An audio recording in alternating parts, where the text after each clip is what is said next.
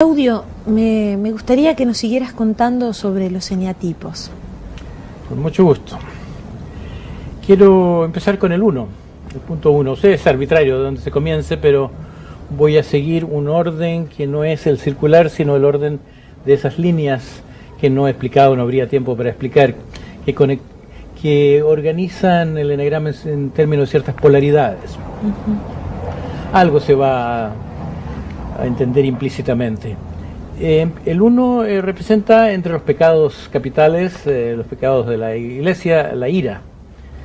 Y eso puede en ciertos casos ser algo que se ve, algo obvio, como en este personaje de la comedia del arte que lleva un puñal, la daga, quiere hacer alusión a que es un agresivo, pero más que un agresivo en el sentido de violencia, hay otros que son más agresivos.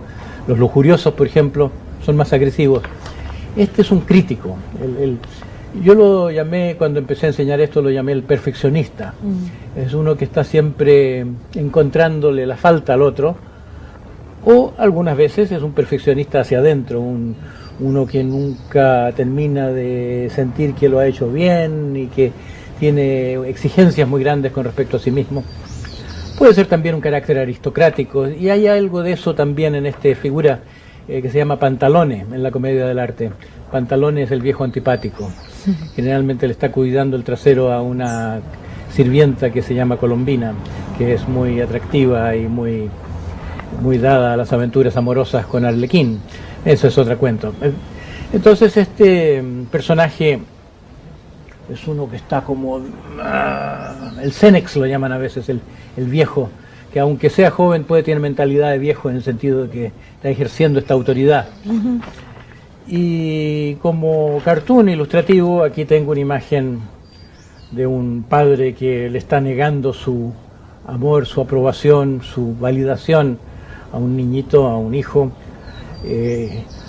a quien implícitamente le está sintiendo que es muy malo. Claro, desde el punto de vista de sus propias normas perfeccionistas, ninguno está a la altura, todos son malos. Y él mismo se eleva en su propia imaginación a una gran dignidad. Traducido en términos del funcionamiento del amor, es un amor demasiado superior. Es una persona que, aunque diga tenerle muy buenos sentimientos a otro, de alguna manera lo está disminuyendo. Hay un muy buen caricaturista en palabras, Canetti, que dice que hay una señora que se llama cuya mirada inspira blancura, es tan blanca, tan limpia, tan impecable, que uno se siente asqueroso junto a ella. Entonces hay algo así de que es un amor que no reconoce al otro, que no valida al otro. Sería una deformación de este amor apreciativo, este amor filía que yo llamaba. Sí. Es como que el perfeccionismo se satisface de este amor apreciativo, o no se satisface, nunca termina de satisfacerse. En cambio el amor erótico está demasiado prohibido, demasiado condenado. Me voy al 4 entonces. Desgraciadamente del 4, que corresponde a la envidia, no tengo una imagen de la comedia del arte. Debía tener el Polichinela, que es un jorobado un poco afectado y bastante destructivo. Después se transformó en el Punch inglés. Polichinela es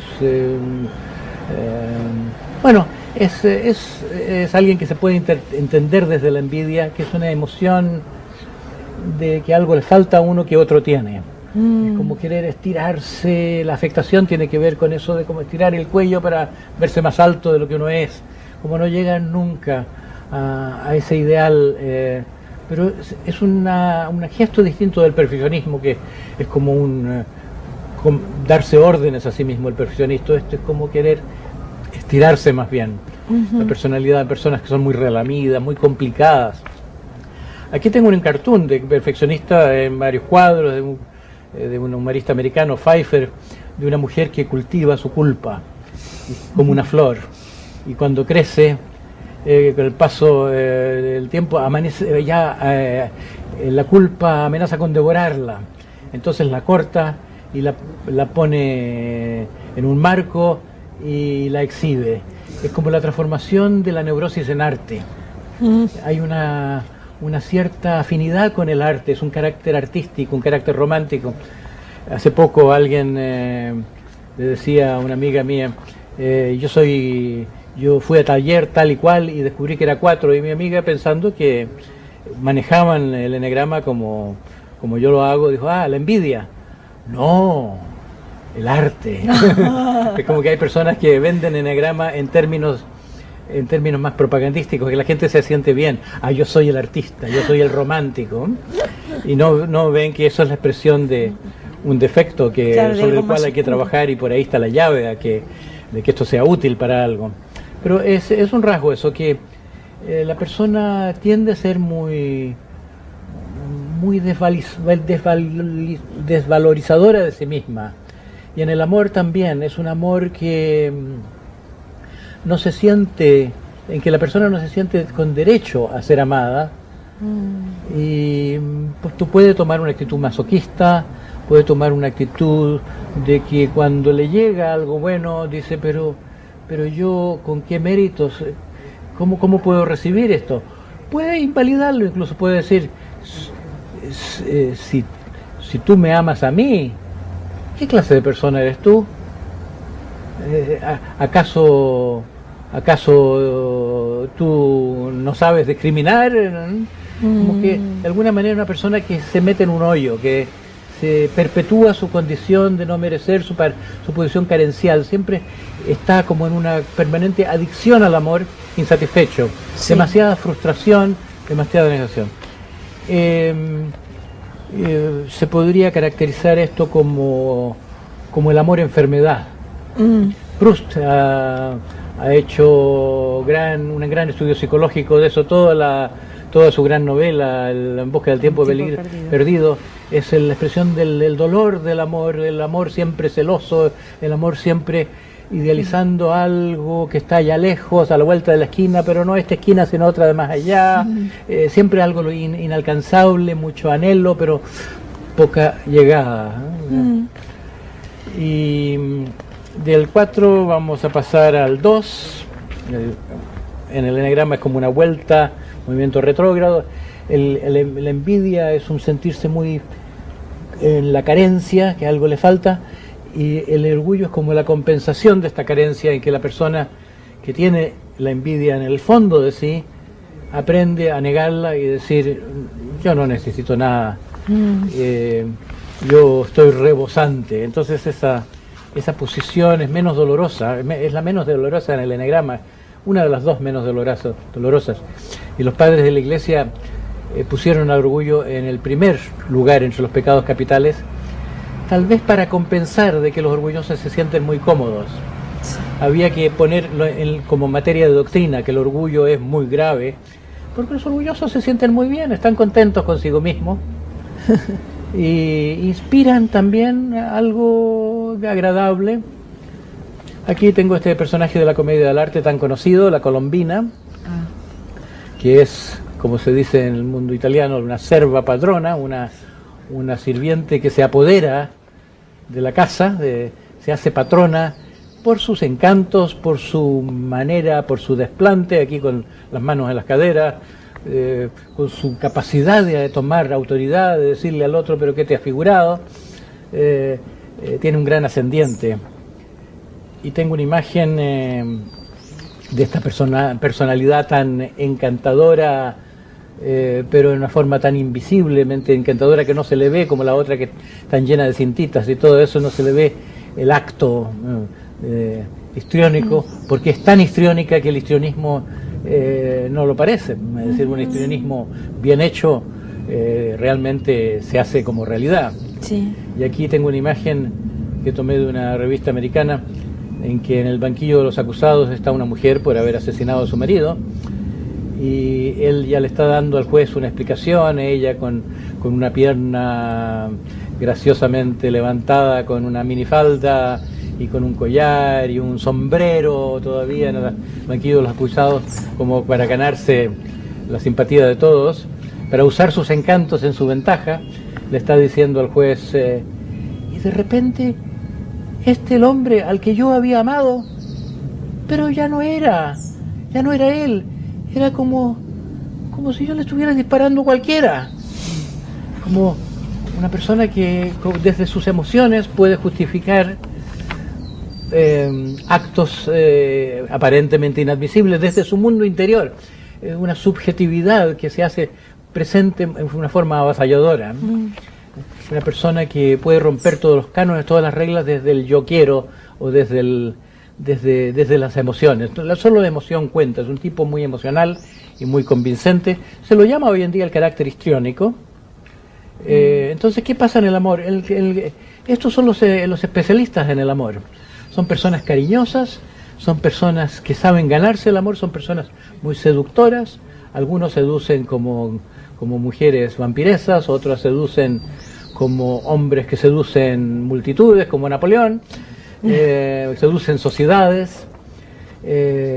Puede otro tipo de personalidad ser como la seducción del niño bueno, cariñoso, que se gana a la figura paternal o al maternal, una persona que es cálida, que es simplemente cálida. Pueden ser a veces muy caprichosos y hacer valer sus impulsos desde la simpatía. En fin, es como el mundo del amor, sus especialistas en el amor, con el problema de que cuando todo es amor, algo empieza a flaquear en la vida, como se hace un poco vacío.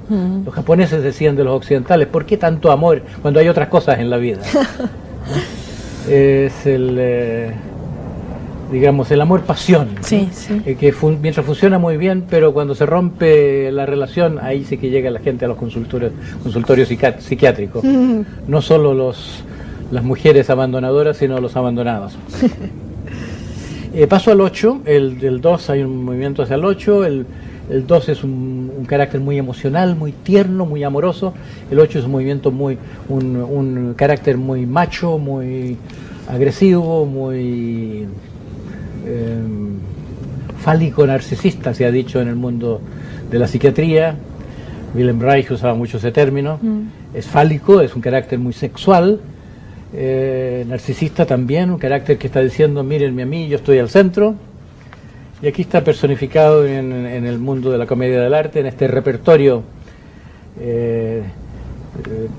antiguo de los caracteres que existía en Italia y con variaciones en Francia, en otros países europeos también. Aquí está el personaje que se llama Brighella, que es un charlatán de feria, muy mentiroso, pero sabe vender cualquier cosa, con su simpatía, ¿no? Vende con un vínculo hacia el otro que es amistoso, ¿no? Este Brighella, ¿qué clase de amor despliega? Es un amor muy aprovechador. Se está echando al otro en el bolsillo, está trampeándole al otro. No es un gran amor el que hace tanta trampa. La palabra Brighella tiene que ver con peleador, es un agresivo.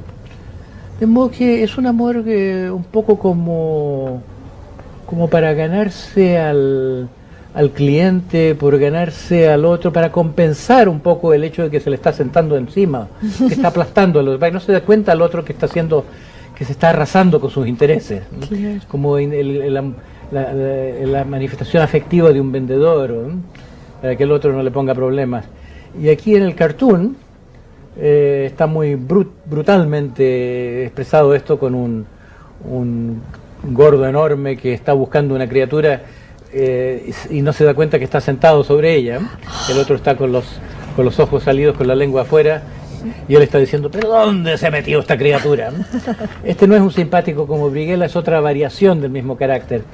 Pero es es como decir, el amor aquí es un amor avasallador, es un amor violento. Mal se lo puede llamar amor, es casi un contraamor, un desamor. Pero, en fin, si se habla de cuál es la patología del amor, cuál es la manifestación del amor en un carácter así, tendríamos que decir algo así, como amor rabioso, amor explotador. Nos vamos del 8 al 5, que es como ir del bruto al delicado, del exageradamente aplastante a uno que se deja aplastar demasiado fácil. El contraste de esos dos, hay un gran documento histórico, literario, que es la carta de Kafka a su padre, es la carta de un 5 a un padre 8, la carta de un delicado que toda su vida fue aplastado por alguien que tenía un carácter como de carnicero, un hombre práctico, de negocios, que tenía ciertas cosas, y el otro nunca pudo ser el mismo frente a esto. Entonces aquí en el personaje de la comedia del arte se ve uno que como que no está pisando el suelo, como que no le llegan los pies al suelo, que no está plantado sobre sus pies, está un poco como en el aire, tiene la cabeza en las nubes, diríamos, y en la chaqueta tiene toda clase de símbolos astrológicos, numéricos, un poco como se decía de Tales de Mileto, que una vez que se cayó en un pozo puede mirar a las estrellas. Es una persona que ni siquiera tiene la coordinación del movimiento, que camina un poco en forma, mal coordinada, no tiene la gracia de la conversación, del moverse, es un torpe. Esto es lo que se llama un carácter esquizoide en el mundo de hoy, es un carácter demasiado retirado. Entonces, ¿cuál es el amor entre los esquizoides? ¿Qué pasa con el amor en los niños autistas? Estos que están replegados exageradamente sobre sí mismos, como que le faltó mamá y aprendieron a vivir como haciendo una isla de su universo personal, sin vínculos fáciles con el otro. Es una falta de fe en el amor, en primer lugar. Es como si la persona sintiera, es mal negocio entrar en relación con otros. Las relaciones son algo como para arreglárselas, pero no hay una visión del amor como cosa deseable. Hay una sexualidad, eso es instintivo, hay deseo de protección, es instintivo, pero hasta cierto punto estos son problemas, porque acercarse demasiado al otro significa que el otro se le mete a uno, que le interfiere. Muy cansador estar con el otro. Este es el tipo de persona que necesita de la soledad, necesita descansar del otro, está solamente cómodo cuando está consigo mismo. Es como si la persona está protegiendo la pureza de su mundo interno, pero exageradamente, entonces se queda demasiado solo. Este cartoon es muy decidor, también de Pfeiffer, gran humorista americano, que pinta aquí una especie de hippie, que está muy despectivamente diciendo la política es una mentira, así que yo me he alejado de la política recurre a la historia, así que yo, que era estudiante de historia, me desinteresé de eso, y la historia es cosa de libros, y yo me he alejado de los libros, he dejado de leer, los libros se hacen con palabras, yo he decidido que mejor separarse del mundo de las palabras, así que termina él cerrándose la boca, poniéndose unos anteojos negros, pero ¿cómo va a vivir sino que mendigando? Entonces se pone un avisito que dice limosna para el puro.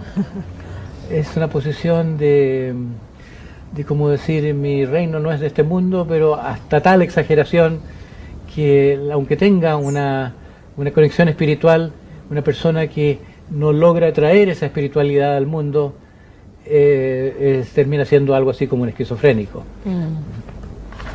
Y me paso al siguiente, que es el polo opuesto, en que este es un aislado, el otro es expresivo.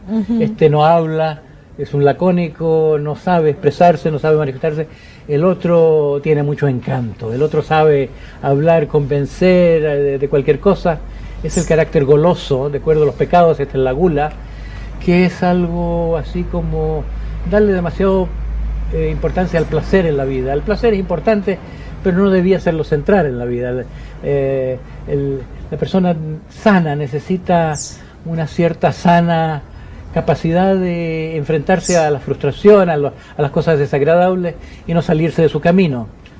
Y el goloso es uno que está tan adicto al placer, a la comodidad, o le tiene tanto horror a sufrir, que se sale de su camino, se torna demasiado acomodaticio, o se defiende con una alegría ficticia.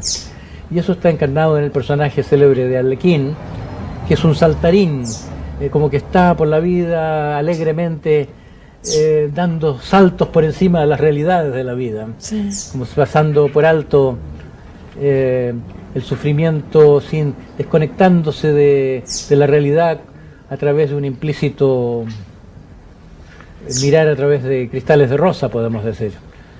En psiquiatría se habla de una defensa maníaca, una defensa hipomaníaca, es un alegre que es alegre más allá de la cuenta. Cuando se dice yo estoy bien, tú estás bien, hay una cierta realidad en esa posición, hay gente que se martiriza demasiado, pero también hay un pasarse, un propasarse con eso de yo estoy bien, tú estás bien, todo está bien. Esto lo llamaba uno de los primeros caracterólogos, un amigo de Freud, Karl Abraham, como el carácter oral optimista, carácter oral receptivo. Es un niño mimado que quiere que le den todo, la brieva pelada y en la boca. Así que en el amor es un amor placer, es un amor demasiado, que confunde demasiado amor con el que me den lo que yo quiero. Que siente desamor allí donde le ponen límites. El pecado de este tipo de personas es la indulgencia. Pide demasiado indulgencia, es demasiado indulgente. Cuando le toca criar a sus hijos no sabe ponerle límites. Se tiene que seducir a sus hijos con su indulgencia y no les da entonces una educación en la realidad. Aquí tengo como una nota cómica, una imagen que tomé también de una revista americana en que ¿cómo se llama? El maître d'hôtel le dice a los que están allí con el menú, yo me llamo Jerry, es un toque muy personal, ¿eh? Yo me llamo Jerry y las langostas que ustedes han elegido se llaman Ágata y no sé qué respectivamente. Esta exageración de darle nombre hasta las langostas que ellos se van a comer es como una caricatura de la amistad o la amistosidad llevada hasta el oportunismo. Es como decir, somos tan amables en este restaurante, nuestra norma es estar democráticos también, tan amistosos con los clientes que nosotros nos individualizamos, damos nuestro nombre, pero es como que se le pasa al darle nombre hasta la comida.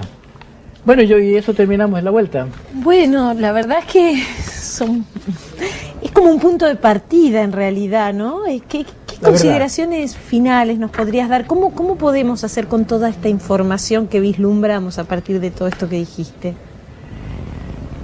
Bueno, eso daría para otra, para una hora elaborado, pero a ver, en síntesis, digamos que hasta cierto punto el trabajo se hace solo, hasta cierto punto cuando una persona reconoce, esto soy yo, porque la persona tiene tanta sinceridad que le basta con pocas palabras, como eso se dice a buen entendedor, pocas palabras basta.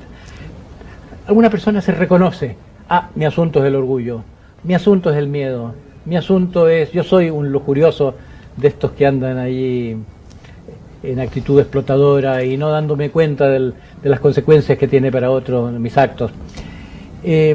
Para ellos, darse cuenta de cuál es el vicio fundamental del pecado capital, en el sentido de caput, el que está a la cabeza de todas las demás cosas, eso es el comienzo de algo reparador.